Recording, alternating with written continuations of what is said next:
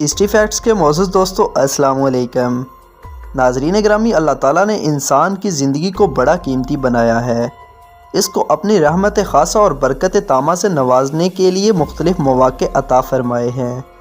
پہلی امتوں کی عمریں لمبی اور جسمانی قوتیں مضبوط ہوا کرتی تھی۔ اس کے مقابلے میں امت محمدیہ کی عمریں بھی کم ہیں اور صحت کے اعتبار سے کمزور بھی ہیں۔ اس کے لیے اللہ تعالیٰ نے اپنے محبوب کے طفیل آپ صلی اللہ علیہ وسلم کی امت کو خاص انعامات اور اعزازات سے نوازا ہے، جس کا مطلب یہ ہے کہ محنت تھوڑی اور بدلہ لامحدود، بے انتہا اجر و ثواب کی سعادت اس امت کو حاصل ہے۔ ناظرین گرامی، جیسا کہ آپ جانتے ہیں کہ شعبان کا مہینہ رمضان کا ابتدا ہے، جیسا کہ شوال کا مہینہ رمضان کا اختتام ہے، اور یہی وہ وجہ ہے جس کی بنا پر یہ مہینہ فضیلت کا حامل ہے۔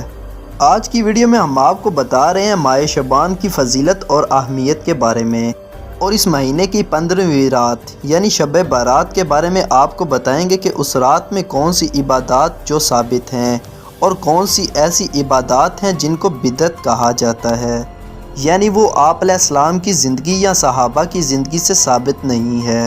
آپ سے گزارش ہے کہ اس ویڈیو کو آخر تک ضرور دیکھیے گا۔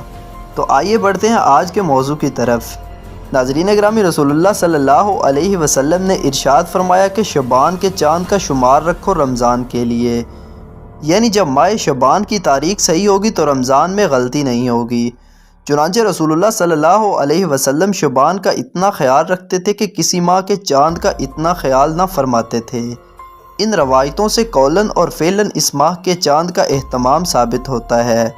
حضرت عائشہ صدیقہ رضی اللہ تعالیٰ عنہا روایت کرتی ہیں کہ میں نے ایک رات رسول اللہ صلی اللہ علیہ وسلم کو نہ پایا، لیکن وہ خلاف عادت بقیع میں پائے گئے۔ تب آپ صلی اللہ علیہ وسلم نے فرمایا، اے عائشہ، کیا تمہیں اس بات کا ڈر تھا کہ اللہ اور اس کے رسول تم پر ظلم کریں گے؟ تو حضرت عائشہ رضی اللہ تعالیٰ عنہا نے کہا، اے اللہ کے رسول صلی اللہ علیہ وسلم، میں نے خیال کیا کہ شاید آپ ازواج مطہرات میں سے کسی کے پاس تشریف لے گئے ہوں گے۔ اس وقت رسول اللہ صلی اللہ علیہ وسلم نے ارشاد فرمایا کہ بے شک اللہ تعالیٰ شعبان کی 15ویں شب کو آسمان دنیا پر نزول فرماتے ہیں اور قبیلہ کلب کی بکریوں کے بالوں کی تعداد سے زیادہ گنہگاروں کی بخشش فرماتے ہیں۔ مورخین نے لکھا ہے کہ قبیلہ کلب کے پاس تقریباً 20,000 بکریاں تھیں۔ حضرت عائشہ صدیقہ رضی اللہ تعالیٰ عنہا سے روایت ہے کہ آپ صلی اللہ علیہ وسلم شعبان سے زیادہ کسی مہینے میں روزے نہیں رکھتے تھے، مطلب رمضان کے علاوہ۔ آپ صلی اللہ علیہ وسلم تقریباً پورے شعبان کے روزے رکھتے تھے اور فرماتے، نیک عمل اتنا ہی کیا کرو جتنی تمہاری طاقت ہے، کیونکہ اللہ تعالیٰ ثواب دینے سے نہیں تھکے گا، تم ہی تھک جاؤ گے عبادت سے۔ حکیم الامت حضرت مولانا اشرف علی تھانوی نور اللہ مرکزہ بعض بزرگوں سے منقول خاص نوافل کے بارے میں فرماتے ہیں، اور ان کی بعض کتابوں میں جو 15ویں شعبان میں خاص نوافل کی تحریر ہے، یہ کوئی قید نہیں ہے، اور جو چیز شرعاً بے قید ہو اس کو بے قید ہی رکھو، چونکہ حدیث میں نوافل کی کوئی قید نہیں آئی، بلکہ جو عبادت آسان ہو وہ کر لو۔ اس میں نوافل بھی آ جاتے ہیں اور وہ بھی کسی حیت کے بغیر۔ شب بارات اسلام میں ایک مبارک رات ہے جس کی فضیلت بہت سی احادیث سے ثابت ہے، لیکن بعض لوگ سرے سے ہی اس مبارک رات کی کسی قسم کی فضیلت کے قائل ہی نہیں، جبکہ بعض لوگ اس کو شب قدر کے ہم پلہ سمجھتے ہیں۔ یہ دونوں موقف درست نہیں۔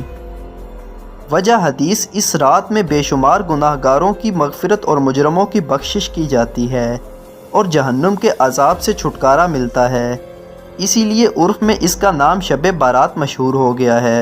احادیث میں اس رات کا کوئی مخصوص نام نہیں، بلکہ لیلۃ النصف من شعبان کہہ کر اس کی فضیلت بیان کی گئی ہے۔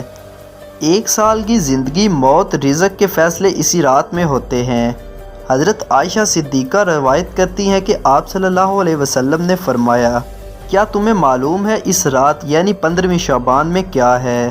عائشہ صدیقہ رضی اللہ تعالیٰ عنہا عرض کی کہ اے اللہ کے رسول، اس رات میں کیا ہے؟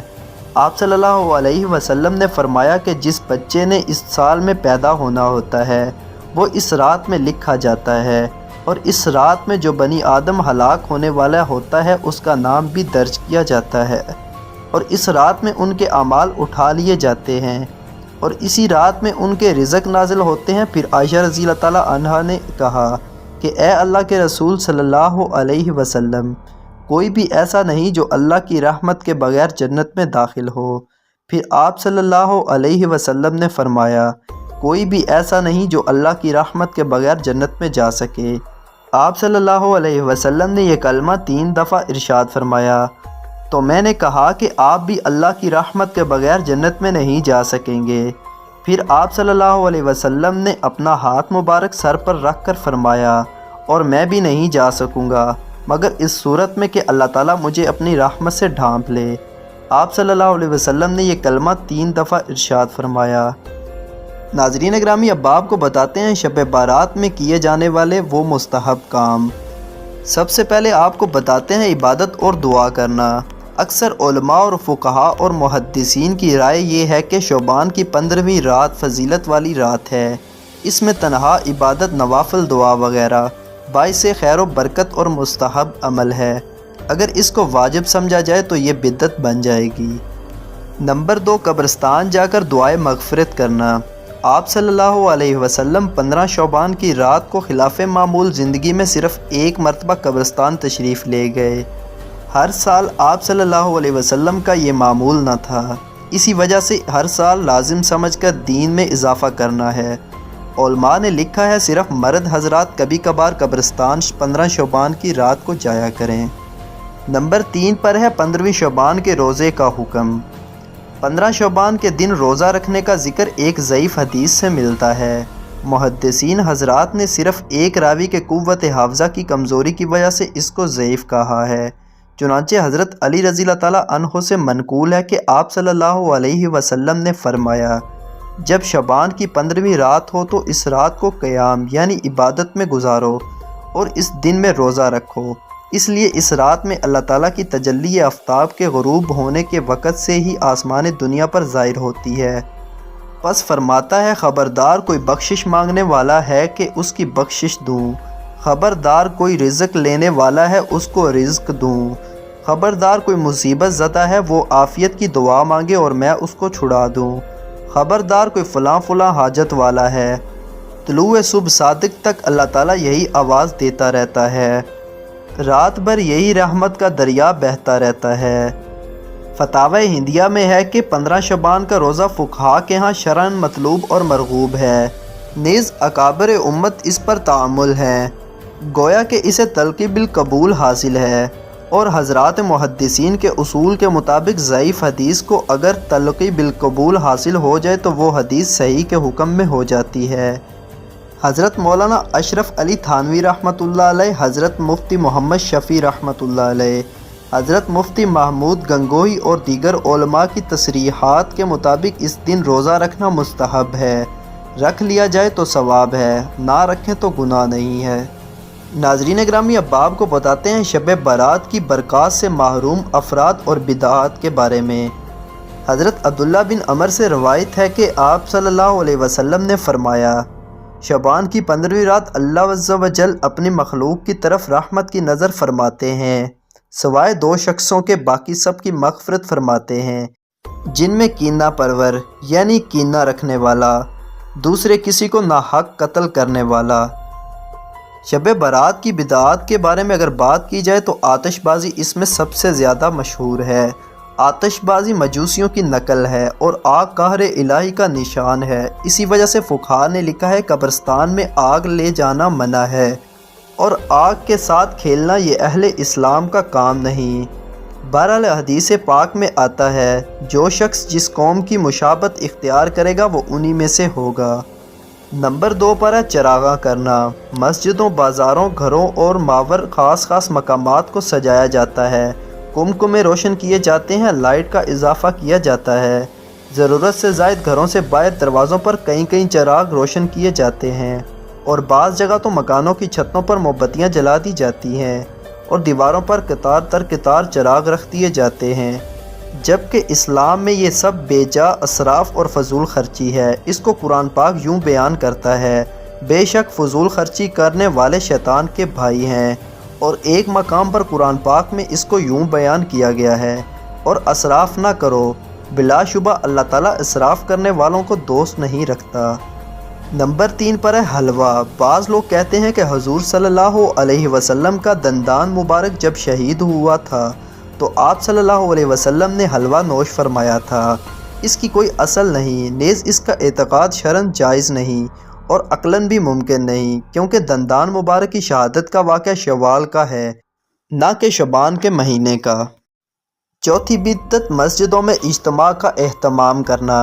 مبارک راتوں میں عبادت کا اہتمام اپنے گھروں میں کرنا چاہیے، بالخصوص شب برات کے موقع پر، کیونکہ آپ صلی اللہ علیہ وسلم نے اپنے حجرہ مبارکہ میں ہی اس رات کی عبادت کی تھی۔ مسجد میں آپ صلی اللہ علیہ وسلم تشریف نہیں لے گئے تھے۔ اب اگر اجتماع کا التزام ہو تو وہ بدعت شمار ہوگا۔ اسی طرح نوافل کی جماعت مبارک راتوں ہوں یا عام دن، عورتوں کا گھروں میں صلاۃ التسبیح کی جماعت کرانا اور مردوں کا مسجد میں صلاۃ التسبیح کی جماعت میں شریک ہونا یہ درست نہیں ہے۔ اس کے بعد ایک بدعت قبروں پر پھول ڈالنا بھی ہے۔ حضرت شاہ عبدالعزیز محدث دہلوی نے قبروں پر پھول اور چادریں چڑھانے کو سنت کی ضد قرار دیا ہے۔ کچھ لوگ اس رات میں حضرت حمزہ رضی اللہ تعالیٰ عنہ کی فاتحہ پڑھتے ہیں۔ بعض لوگ کہتے ہیں کہ امیر حمزہ کی شہادت ان دنوں میں ہوئی ہے، یہ ان کی فاتحہ ہے۔ اس کی کوئی اصل نہیں۔ اول تو تعین تاریخ کی ضرورت نہیں، اور دوسرا خود یہ واقعہ بھی غلط ہے، کیونکہ آپ رضی اللہ تعالیٰ عنہ کی شہادت کا واقعہ بھی شوال میں ہوا تھا، شعبان کا نہیں ہے۔ ایک بدعت اس رات میں یہ بھی پائی جاتی ہے کہ کچھ لوگ یہ اعتقاد رکھتے ہیں کہ شب برات وغیرہ میں مردوں کی روحیں گھروں میں آتی ہیں اور دیکھتی ہیں کہ کسی نے ہمارے لیے کچھ پکایا ہے کہ نہیں۔ اس کی بھی کوئی اصل نہیں ہے۔ 9ویں نمبر پر شب برات کی فاتحہ۔ بعض لوگ سمجھتے ہیں کہ جب شب برات سے پہلے کوئی مر جائے تو جب تک اس کی فاتحہ شب برات نہ کیا جائے تو وہ مردوں میں شامل نہیں ہوتا۔ ایک بدعت ریا اور تواخر کی صورت میں ہے۔ اکثر اہل ثروت و برادری کے لوگ ایک دوسرے کو بطور معاوضہ لیتے اور دیتے ہیں، اور نیت اس میں یہی ہوتی ہے کہ فلاں شخص نے ہمارے یہاں بھیجا ہے، اگر ہم نہ بھیجیں گے تو وہ کیا کہے گا۔ الغرض اس میں بھی ریا اور تواخر ہو جاتا ہے، کیونکہ نیت ہی میں خرابی ہے۔ اس رات کی ایک بدعت یہ بھی ہے کہ اس تاریخ کو لوگ مسور کی دال پکاتے ہیں، اس کی بھی کوئی قید نہیں ہے۔ برتنوں کا بدلنا اور گھر لیپنا یہ صرف کفار کی نقل ہے۔ بی بی عائشہ کی روٹیاں بنانا، اس کی بھی کوئی اصل نہیں ہے۔ یہ سب باتیں بے بنیاد اور غلط ہیں۔ قبرستان میں رات گزارنا۔ بعض لوگ شب برات میں قبرستان جانے کا بڑا اہتمام کرتے ہیں، جماعتیں اور گروہ بنا کر قبرستان جاتے ہیں اور ساری رات قبرستان کی حاضری میں صرف کر دیتے ہیں۔ عبادت کا موقع ہی نہیں ملتا، یہ بھی کہیں سے ثابت نہیں ہے۔ محفل نعت خوانی۔ بعض لوگ شب برات کو لاؤڈ سپیکر کھول کر محفل نعت خوانی کا اہتمام کرتے ہیں، اور بعض لوگ لاؤڈ سپیکر پر ساری رات قرآن مجید پڑھ کر قرآن خوانی اور شبینہ کا اہتمام کرتے ہیں، جس سے دوسروں کی عبادت، ذکر و اذکار اور آرام میں خلل واقع ہوتا ہے۔ عبادت کے نام پر دوسروں کو اذیت اور تکلیف دینے کا سبب بنتے ہیں، جو کہ شرعاً حرام ہے۔ 6 رکعات کا اہتمام کرنا۔ بعض لوگ شب برات کو بعد نماز مغرب بڑے اہتمام کے ساتھ 6 رکعتیں پڑھتے ہیں۔ پہلی 2 رکعتیں دراز عمر کی نیت سے، دوسری 2 رکعتیں دفع بلا کی نیت سے، اخیر کی 2 رکعتیں کسی کا محتاج نہ ہونے کی نیت سے، اور ہر 2 رکعت کے بعد سورہ یاسین بھی پڑھی جاتی ہے۔ شریعت مطہرہ میں اس کا کوئی ثبوت نہیں، البتہ اس رات میں جتنی چاہیں نفل نماز پڑھیں۔ درازی عمر، وسعت رزق اور آفات اور بلایات سے حفاظت کی دعا وغیرہ کر سکتے ہیں، جیسا کہ عام دنوں میں بھی آپ کر سکتے ہیں۔ اس کے علاوہ بھی شب برات میں ہونے والی بدعات کئی ہیں، لیکن یہ وہ 17 بدعات ہیں جو ہمارے معاشرے میں آج کل بہت زیادہ مشہور ہو چکی ہیں۔ ناظرین گرامی، یہ تھی ہماری آج کی ویڈیو۔ رب لم یزل پروردگار عالم ہم سب کو شعبان کی برکات نصیب فرمائے اور صحت و عافیت کے ساتھ رمضان المبارک کے روزے رکھنے اور دیگر عبادات کی توفیق عطا فرمائے، آمین یا رب العالمین۔ ناظرین گرامی، اگر آج کی ویڈیو آپ کو اچھی لگی ہو تو ویڈیو کو لائک اور شیئر، جبکہ چینل کو سبسکرائب ضرور کیجیے گا۔ آپ سے جلد ملاقات ہوگی کسی نئی معلوماتی ویڈیو کے ساتھ۔ اللہ حافظ۔